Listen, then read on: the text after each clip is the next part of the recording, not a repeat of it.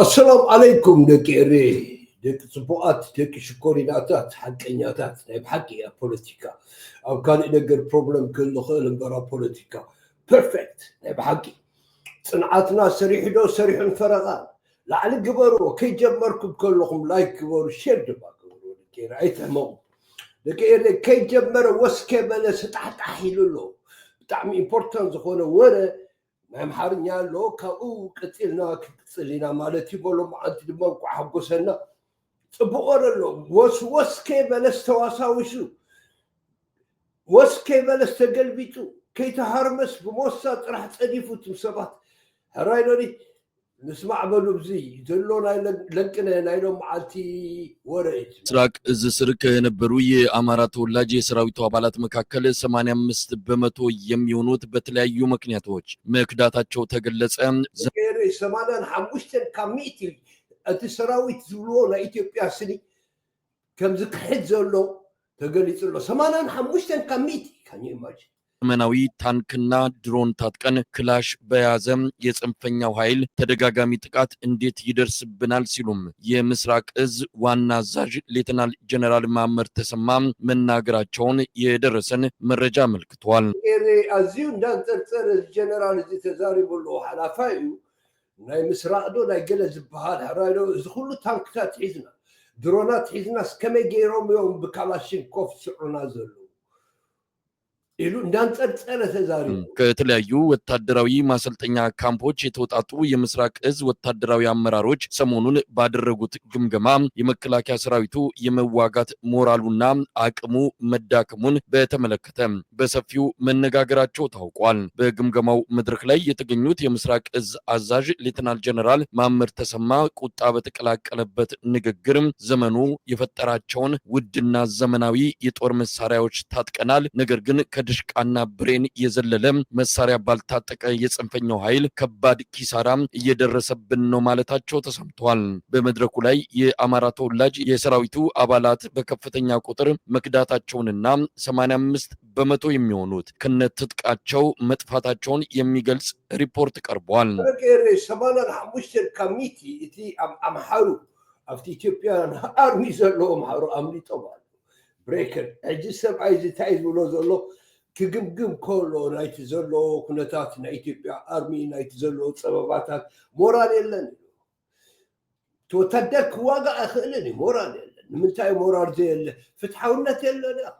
يلن ناي بزحكوا أخونا فتحونت ناي محاروك أرسي لهزبي ناي جيوم قلوا لحنتي مركونيان مملات انت رحمو أو قد أتيوم اللوك دي هاقرات لما وسد اللومو نغزل راح نكيري ሌተናል ጀነራል ማመር ተሰማ በቀጣይም የፋኖ የቡድን መሳሪያዎች ላይ ትኩረት ያደረገ የማጥቃት ዘመቻ መደረግ እንዳለበት መመሪያ መስጠታቸው ነው ካገኘነው መረጃ ለማወቅ የተቻለው። ወጋሎ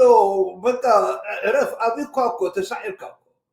ራይዶ ክትዛረፍ ፈትን በርሕጅውን ክዋጉ ደልሎ ደቄሬ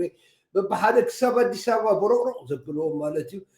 ይበንዲህ እንዳለ በተለያዩ የአማራ ክልል አካባቢዎች የሉና ተጋድሎ ተጠናክሮ ቀጥሏል። በጎጃም በእናርጅና ናውጋ በአገው ምድር በሉማሜ ከፍተኛ ተጋድሎ የተደረገባቸው ውጊያዎች እንደነበሩ ለማወቅ ተችሏል። በርካታም ያገዛዙ ታጣቂዎች ከጥቅም ውጪ መሆናቸውን ከአማራ ፋኖ በጎጃም የህዝብ ግንኙነት ክፍል የደረሰን መረጃ ያመለክታል። በሸዋ በጎንደርና በወሎም በበርካታ አካባቢዎች ውጊያዎች መደረጋቸውን ከየቀጠናው ከደረሰን መረጃ ለማወቅ ተችሏል። በባህር ዳር ከተማ ቅዳሜ ምሽቱን ወረቀት መበተኑን ተከትሎ ውጥረት መንገሱም ተገልጿል። የሰውና የባጃጅ እንቅስቃሴ እንዲቆም በሚል መልእክት የያዘ ወረቀት አጭር እዚህ ደቂሬ አብ ኢትዮጵያ ውስጥ ዘሎ ወጥሪ ዝነብረኩ ዘሎ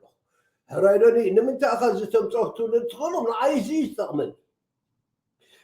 ነቲ ፀላእየይ ኣብ ምንታይ ከም ዘሎ ዘምህረኒ እዚታት ካብ ውሽጦም እንታይ ይወፅእ ከም ዘሎ ህራይዶ ደቂሬ ንምንታይ ደኣ ሞቲ ደግሞ ስዒልካ ዘይትዛረብ ክትብሉ እንትኽእልኹም ኖ ኣነ ብኤቪደንስ እየ ዝዛረብ ኣነ ብትምህርቲ ዘለዎ ብታይ ሽሙ ከምዚ ኢሎም ከይኮነ ኣምፀ ክርእኩም ደለ ገይረ እምበኣር ፈሪሲ እቲ ወታደር የለን ትምሓራይ ምስኦም የለን ትግራዋይ ምስኦም የለን እቲ ሶማል ገለታት ኣብኡ የለን ሕራይ ነቲ ኦሮሞ ዝበሃል ድማ እንዳተጓየ እንዳተሰባበረ ስለ ዝኾነ እዚ ነቲ ዝገብርዎ ዘለው أنا كوبنا خلودو مزبل كتحزو نايقتنا خلود دكيري تصلاي بسماي كما تخل بمريت كما تخل بمريت زلو عندك كل بدأ ذات سبب بتصير له مخناتو أب تقراي زلو ديفلوبمنت كالي بودو يجيرو كما بعفار يهدالو له يفلطو ديو تنعسف وانت عينت كون كم تخل كندك زي خلك زلقي بعتيلو بقليل كزي بحدا بخلتم على كنودونا يلو زهرب قالو ابي كودو خلدو يفلطوني لا بحكي تمبريتشر هيت موقت نخبو كتصاور زخل مورال زلو سراويت الله لك كان دا مونتاي كم تبعال سيوم تشومه زبلونا اير باير يكوني بحالا اير كبتهديد راح دي ورا سالوم اير كلوم دكيري لو ما انت حريف تخونه نجر يزلكم تيلو تخاطاتلو ترى አየር ፎርስ ለኢትዮጵያ ከመያል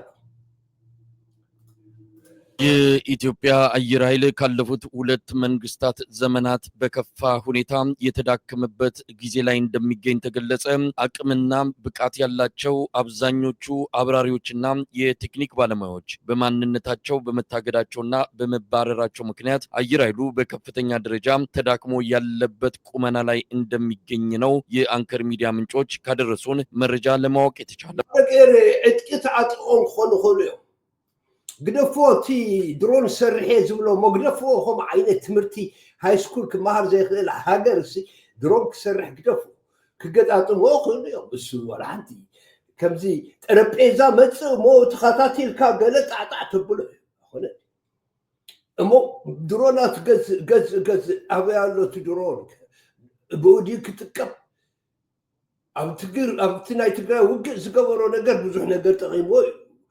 مس كاروت هاجرات كم ده كجبر دكير بار أفتست حتى درجة له نا إير فورس بار ورلو تأمنوا ده زي تبركم دي كأمنوا خلي اتزبال ورا ترح يزقروا لكم أنا قل كأمنوا نخلي of course بحتير كزوجتي كم تساتهم زبروا إير فورس ديفلوب كجبر خلونا كان أيد ما نايزر إن تنقر على دكير أم حرو إن داو صاحا كاو مودك أورومو داست إن كان داتها تنقدم مسرته إير فورس ويا نتوعوا بلاتي أنا رافكوس بتأبب الجبل يزبال زي فلت ودي أو تيومو حجي ما كاو زخف أخوين اللو زبال نقري متسيزون لومو كاتاتل ممتازين على تناتاتهم إير فورس أنا كتكعنا خل رايدو كقطم خلدوم سناتنا ኩነታቸው ከመያለው ንዝብልና ነው በግዢና በተለያዩ ስምምነቶች ወደ ሀገር ውስጥ ከገቡት ከ20 በላይ ድሮኖች መሃል አሁን በስራ ላይ የሚገኙት 5ቱ ብቻ እንደሆኑና እነዚህም በማንነታቸው በታገዱ ባለሙያዎች አለመኖር ምክንያት ለመጠቀም የሚያስችል በቂ የሰው ኃይል እንደሌለ ነው በመረጃው የተገለጸው። በአሁኑ ጊዜ ከድሮን ጋር በተያያዘ ከኦሮሞ ብሔር ተወላጆች በቀር ሌላው ኢትዮጵያዊ እምነት በማጣቱ ከፍተኛ የሰው ኃይል እጥረት የገጠመ ሲሆን በተለይም የአማራ ብሔር ተወላጅ የሆኑ የድሮን የቴክኒክ ባለሙያዎችና ሌሎች ሰራተኞች በሙሉ አስገዳጅ እረፍት እንዲወጡ በመደረጋቸው አየር ኃይሉ ድሮን የመጠቀም አቅሙ መዳከሙን ለአንከር ሚዲያ በደረሰው መረጃ ላይ ተገልጿል። ከቀድሞቹና አዲስ ከገቡት በአጠቃላይ 30 ከሚሆኑ ድሮኖች 5ቱ ብቻ አገልግሎት የሚሰጡ መሆናቸው ቴክኖሎጂን በመጠቀም ጦርነትን በብቃት መወጣት በሚል ለጀመረው አዲስ እቅድ ከፍተኛ ፈተና የገጠመው ሲሆን የሚግና የሄሊኮፕተር አብራሪዎችም በማንነት ምክንያት ከስራ ውጪ በመደረጋቸው በአሁኑ ጊዜ አየር ኃይሉ 3 አብራሪዎች ብቻ እንደቀሩት ነው ለማወቅ የተቻለው።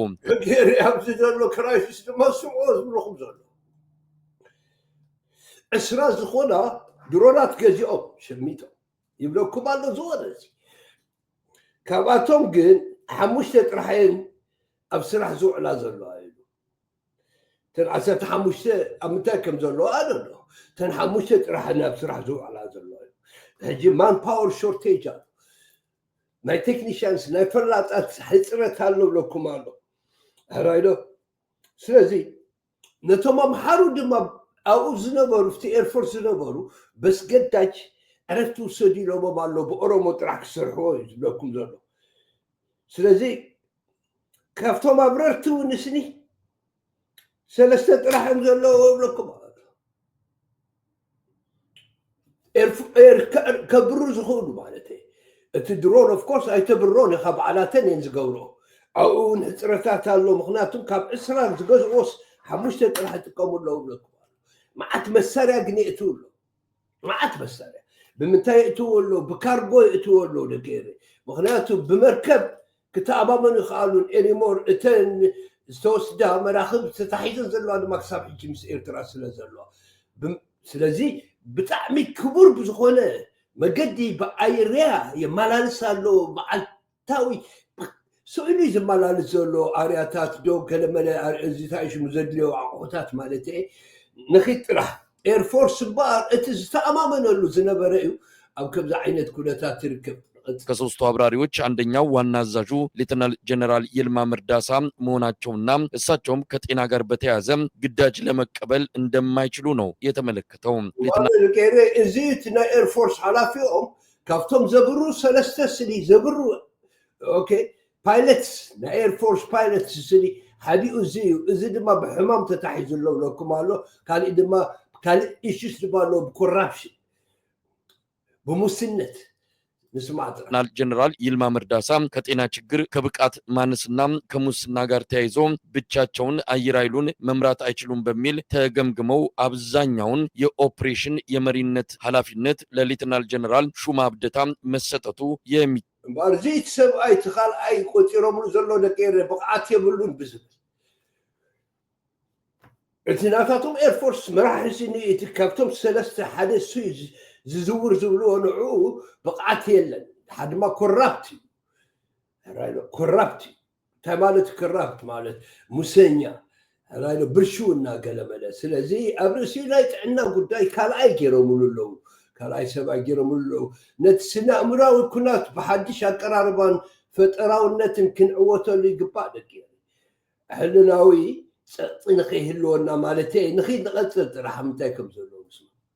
ታወስ ነው። አየር ኃይሉ ከምን ጊዜውም በላይ በተዳከመበትና በአብይ አህመድ አገዛዝ በቴክኖሎጂ ማዘመን በሚል በተጨናገፈ እቅድ ምክንያት አደጋ ላይ የወደቀው የኢትዮጵያ አየር ኃይል በሶስቱ የኦፕሬሽን ዘርፎች በቦምብ ጣይ አየር ባየር ውጊያና ለእግረኛ ተዋጊ ድጋፍ ሰጪ የሄሊኮፕተር ስኳድ ዙሪያ ያለው አጠቃላይ አቅም በአስደንጋጭ ሁኔታ የተዳከመ መሆኑን የሚገልጹት ለጉዳዩ ቅርበት ያላቸው ወገኖች አብይ አህመድ ተቋሙን ከህወሓት ዘመን በላይ አዳክሞታል። የውጭ ጥቃት ቢሰነዘር የሀገሪቱን የአየር ክልል በመጠበቅና በመመከት አንጻር አቅሙ እጅግ አሳሳቢ ደረጃ ላይ ይገኛል ሲሉ በስጋት ይገልጻሉ።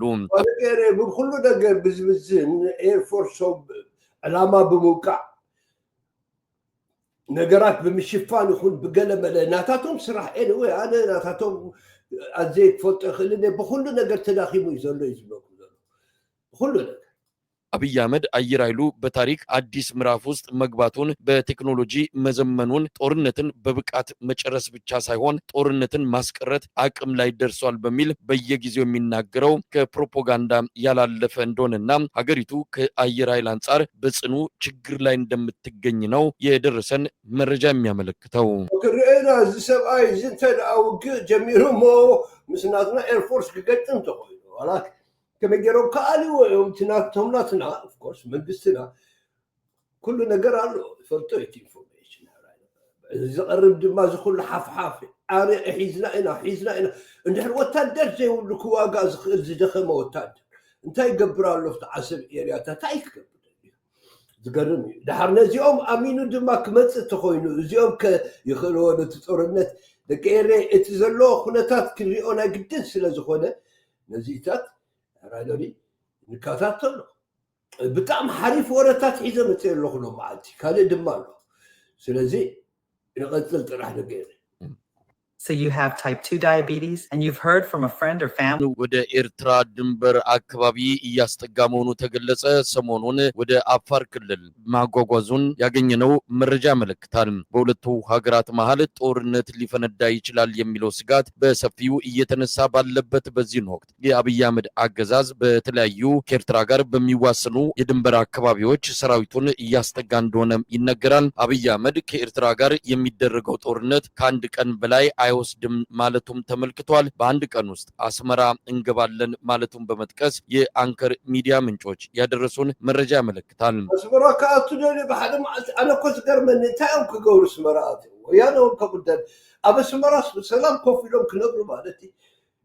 أمسيصهم كعزونة تزبيدي ولا عند فرار حكا كم زنا قدم زقورو زنوبر دقيري إذا سئل ذكريكم لا قدنا خلني إذا سئل زي ساتهم كم يجرب قتلونا خمس نبريت رايدو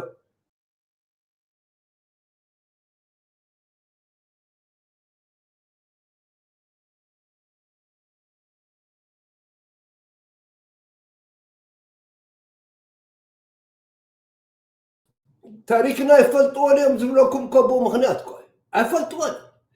مسمن تبصلو أمتى أتوكم زلو أيردوا مني بحدا ما عاد تسمرا كنحزي ناس بحال تمكحتونا دنقرو ددب زير الدقو رايدو ودوقات ولا حنتي كقولوا زي خلو سبات قنا بموسان بديبلوماسي نستسعروا دقيري يخونو خوين تتصلي لهم يوم ሰሞኑን ከወታደራዊ መኮንኖች ጋር ውይይት ያደረገው አብይ አህመድ ጦርነቱ ብዙ ጊዜ የሚፈጅ አይደለም በአንድ ቀን ውስጥ እናጠናቅቀዋለን ማለቱን ለማወቅ ተችሏል። بعصيم تشومه هذا نقدر كيف نطلع كي تردهم زاروا زرباس حق مسير وس مسو تشاتيس وهم زلوا على انت عايز قبلوا تتصدلوا تعال تتصدلوا مو دك ايري كله تتحيزهم كله او كله تحانيهم كله اذكروا وديهم كميرنا كم زودانا يتصورا اذكروا وديهم بدحريو تبادمه ጦርነት بيننا 4 عمت راح سنكلكل لنا كبصورة مس مزانا بيننا نخلهم قديمنا بناي ويانا حمشي سبلنا سخلا خلنا هاجرنا بقدي بحيل لازم ما تستفرموا وتأجير سباب أيذكرون أو نيركوا تناي بوري كما يكم زنبر رسعوا وكل نجر زوال عزس بحدا ما عاد تسمركات زين بتاعي كي جمرت حالي يقول كي جمرة كي تنكفنا ودي يقول له دقيري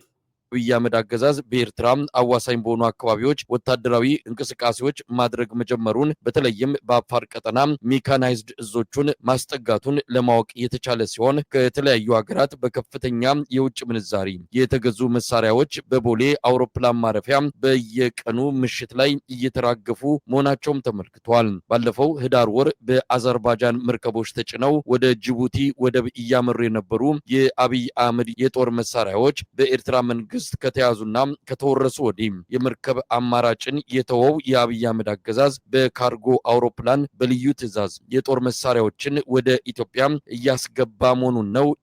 መሳሪያ ታጥራህ ያትሎ تذكرني بدرج جزيك 17 بليون اكل مصاريح تاتكو نحن كنا نسحب كلنا ستاتوتي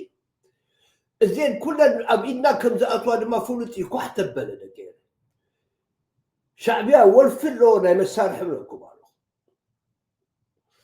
هنا بناتاتهم مسارح راح نعتق او وجي بدنا ولا حد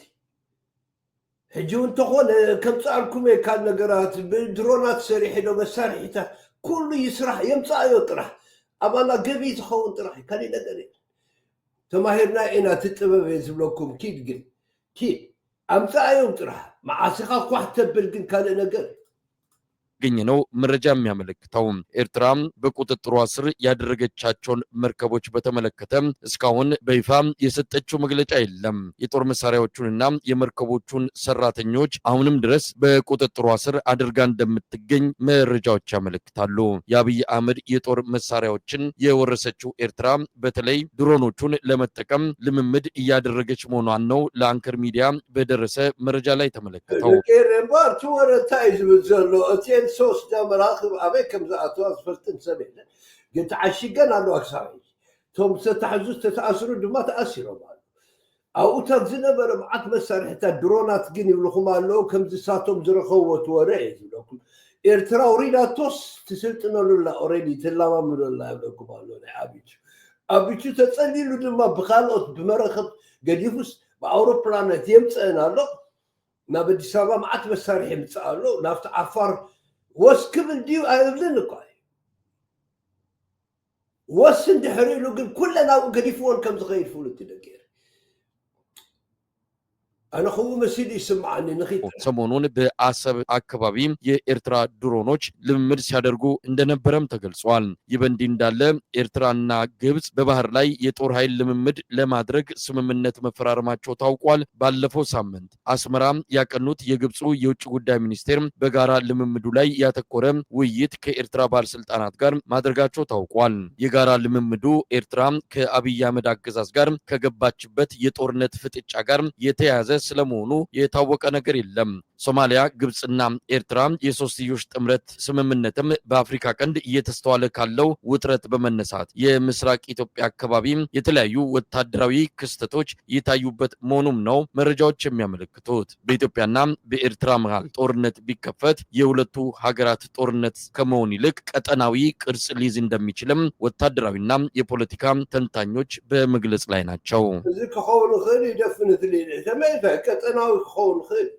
عند هالجميع بالسودان كل بيجان بالصوماليا كل بيجان عرفت بورر هذا نقدر نحكي بالسودان بالصوماليا anyway جبتون من الصوماليا من إيرتران بحسا خوينهم تحيت خوينهم صار الله رايدو قلفونا بالسنيدنا كقدم عرفت بحرسي يا متى يحيزوك كقدم كم زي له كويس قربوك كم زي عينة شنة السودان الصوماليا ግብጽ ምሳና ነው ብዝገርም አይነት መገዲ ትናትና ቴክኖሎጂ ሽዑኮ ጽዩ እንተ ዳወሲ ለዘሎኩም ነገር አለ ታይዙ ዘለኹ ግደፉ በሰላም ጥናህና እንደለና ንዝመጸካ ግን ስኑ ንኸሶ ከይት በእዝ ነገር ዝንተ ተጀሚሩ መምሃሪ ኢትዮጵያን ስክንገብረኩም ከላለና ንሐዋ የመጨረሻ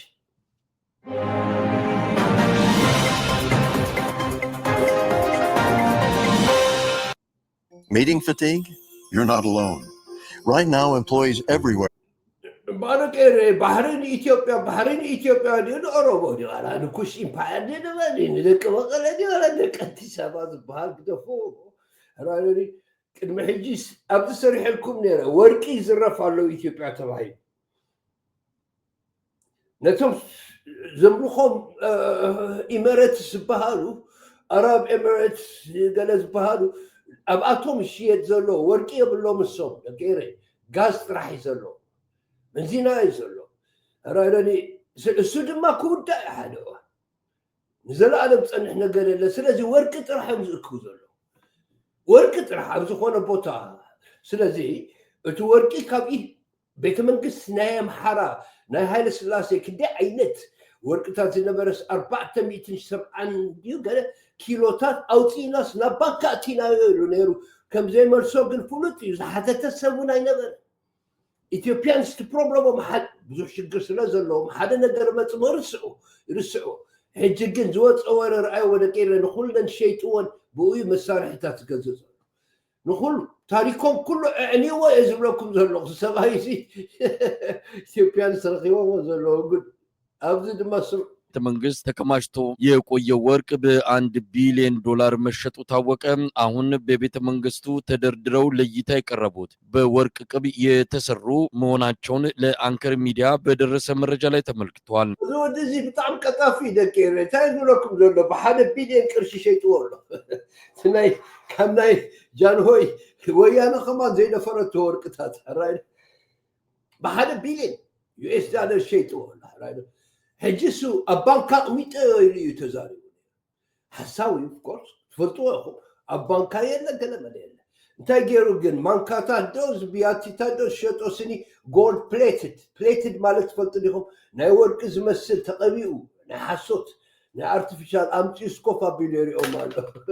يتبقى نسخيبه وزلو تاريخ زبالة لنهج 470 ኪሎ ግራም በላይ እንደሆኑ የሚገመቱት በማንኪያም በሳንና በተለያዩ ቅርጽ የተሰሩ የወርቅ ዕቃዎች ወደ ብሔራዊ ባንክ እንደገቡ ሲገለጽ የነበረው ሐሰተኛና ህዝቡን ለማደናገር እንደሆነ የጠቀሱት የመረጃ ምንጮች ወርቆቹ በተለየ ሁኔታ ወደ ዱባይ ተወስደው በ1 ቢሊዮን ዶላር መሸጣቸውን ነው ለማወቅ የተቻለው። እነዚህ ታሪክና ቅርስ ሆነው በተለያዩ መንግስታት ተጠብቀው የቆዩት ውድ የወርቅ ዕቃዎች ለአብይ አህመድ የቤተ መንግስት ግንባታ ወጪ ለመሸፈን በሚል መሸጣቸው ተመልክቷል።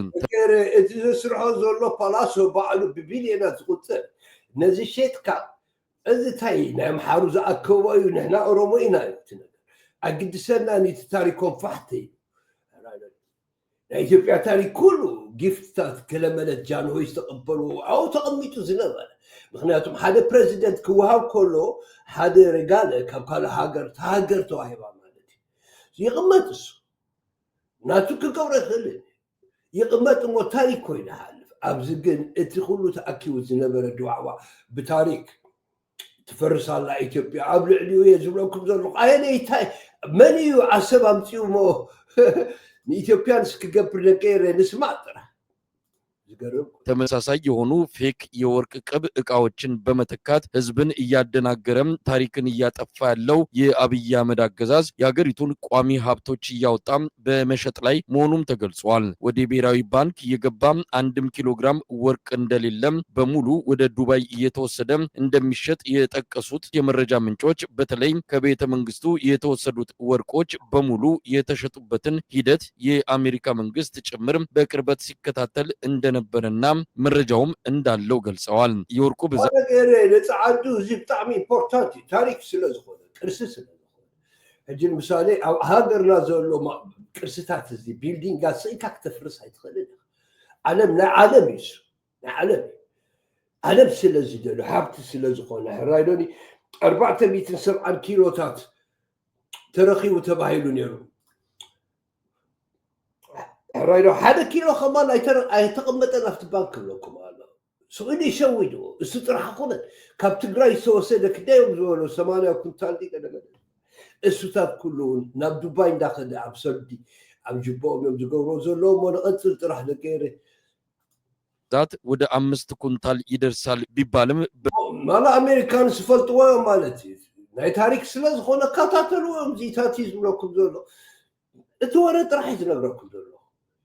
በትክክል መጠኑ እንደማይታወቅና ከ470 ኪሎ ግራም በላይ ይሆናል የሚለው በግምት የተሰጠ ቁጥር እንደሆነም ተመልክቷል። ቀዳማዊ ኃይለ ሥላሴ ከኢራኑ መሪ ሻህና ከግብፁ ንጉስ የተሰጧቸው የወርቅ ስጦታዎች በሙሉ በአሁኑ ጊዜ በቤተ መንግስት ውስጥ የሌሉ ሲሆን የአሜሪካን ፕሬዝዳንት ከነበሩት ሊንደን ጆንሰን የተበረከተላቸው የወርቅ ሰደፍ ያለው ጠመንጃ በአብይ አህመድ አማካይነት መሸጡን በደረሰን መረጃ ላይ ተመልክቷል።